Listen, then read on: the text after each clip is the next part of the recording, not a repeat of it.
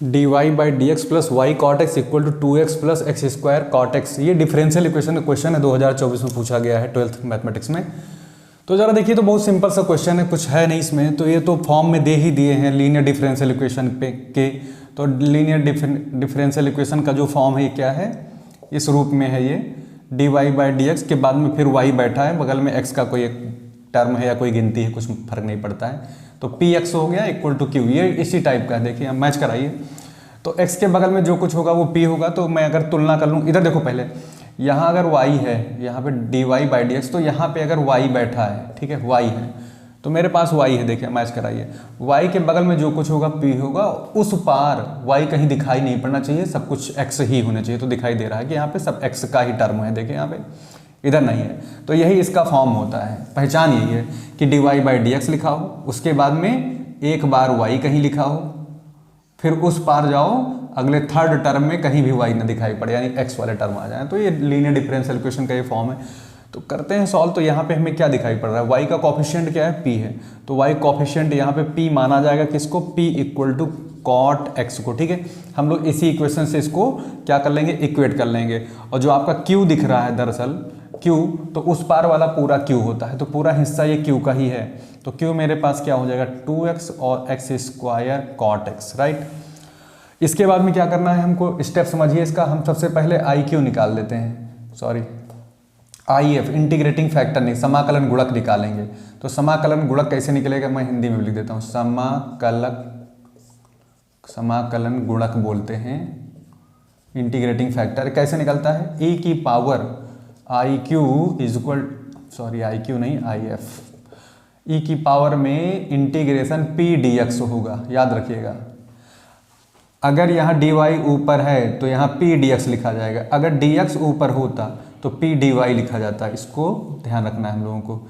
तो इससे इसे निकाल लेते हैं इंटीग्रेटिंग फैक्टर। तो आइए इंटीग्रेटिंग फैक्टर निकाला जाए भाई।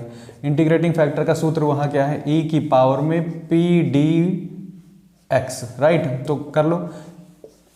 तो p के प्लेस पर cot x है, cot x dx हो जाएगा, और cot x का समाकलन क्या होता है, log sin x होता है। तो e की पावर में क्या हो जाएगा, log sin x, ठीक।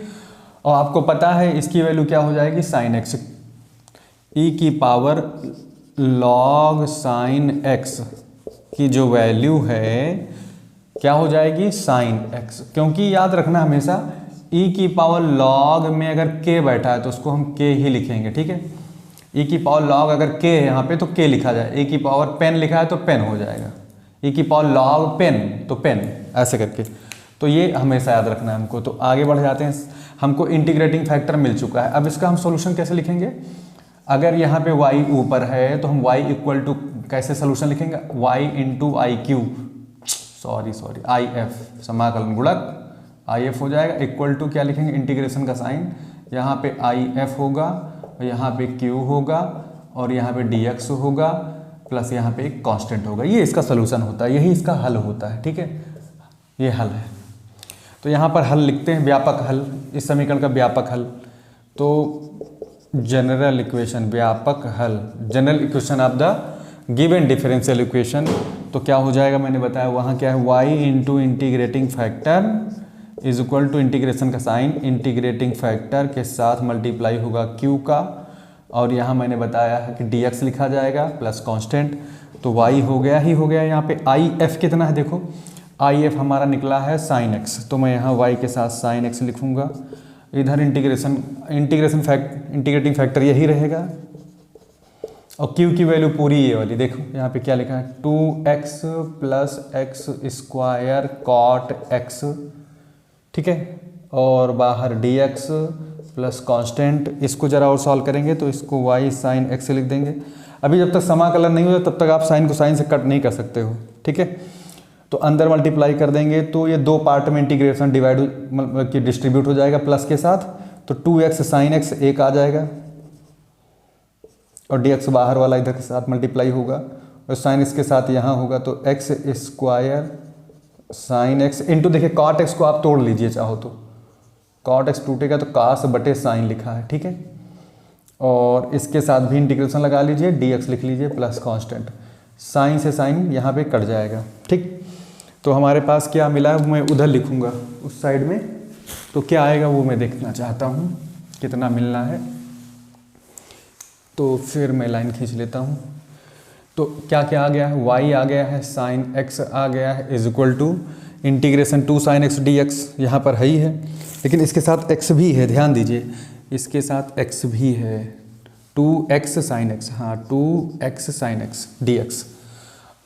तो इंटीग्रेशन में क्या है, 2 है, x है, sin है x और ये dx, उधर प्लस में x square cos x dx, x square cos x dx। मैं देख लूँ आ रहा है कि नहीं आ रहा है, पूरा तो आ रहा है।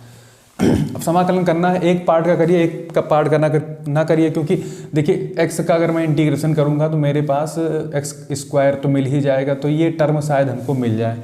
तो एक को कांस्टेंट रखिए, चाहे इसको कांस्टेंट रखिए चाहे इसको कांस्टेंट रखिए, तो एक को तो कांस्टेंट रखते हुए करते हैं, आगे बढ़ाते हैं, इसी का कर लेते हैं। तो इसको हम लोग 2 को साइड में ले लेते हैं और इसका समाकलन पूरे का कर लेते हैं, ठीक, ब्रैकेट में। तो इसका फर्स्ट फंक्शन मानिए, इसको मानिए सेकंड, ठीक। तो करते कैसे हैं भाई, इसमें साइन इसको मानिए फर्स्ट, तो आई लेट के हिसाब से क्या होना चाहिए, आई लेट के हिसाब से, आई लेट, ठीक। तो ट्रिग्नोमेट्री तो सबसे लास्ट में आएगा, अलजेब्रिक वाला पहले आएगा, ठीक है। तो करना क्या है इसमें, अगर मैं इसको मानूं x तो क्या होगा, काफ़ी लंबा जाएगा क्या, चलिए करते हैं, इसको मान लेते हैं हम लोग फर्स्ट, इसको मान लेते हैं सेकंड, तो क्या होता है ये देखते हैं यहाँ पे। तो अगर इसको हम मान लेते हैं फर्स्ट, इसको सेकंड, तो क्या हो जाएगा, फर्स्ट को साइन x रखोगे कांस्टेंट रहेगा, सेकंड फंक्शन x है तो ये हो जाएगा x स्क्वायर बाई 2, इसका समाकलन हो जाएगा, ठीक। उसके बाद माइनस लगा देंगे, फिर इंटीग्रेशन का साइन लगाएंगे। अब की बार साइन इसका हम लोग क्या निकालेंगे, डेरिवेटिव निकालेंगे, तो मुझे क्या मिल जाएगा, cos x मिल जाएगा।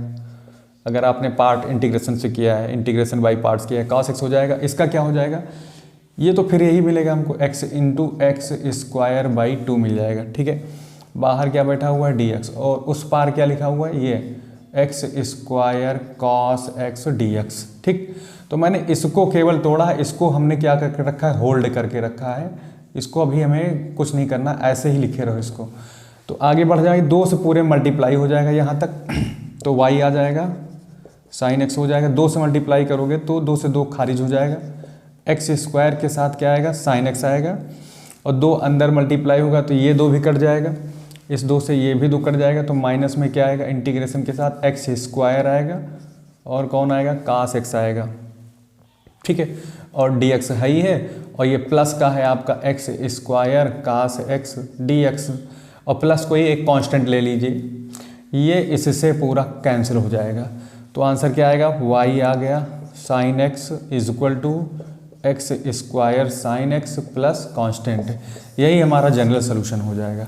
फिर चाहे तो आप साइन x इसको डिवाइड भी कर लीजिए, कोई दिक्कत नहीं है, लेकिन कोई मतलब नहीं है, बस यहाँ पे हम इस तरह से इस इक्वेशन को जनरेट करेंगे, इसी तरह से इसको रिप्रेजेंट कर देंगे, y sine x equal to x square sine x plus C. तो साइन स्क्वायर को थोड़ा और सुंदर बना लेते हैं, तो x square sine x plus C, ये इसका जनरल सोल्यूशन हो जाएगा इस डिफरेंशियल इक्वेशन का।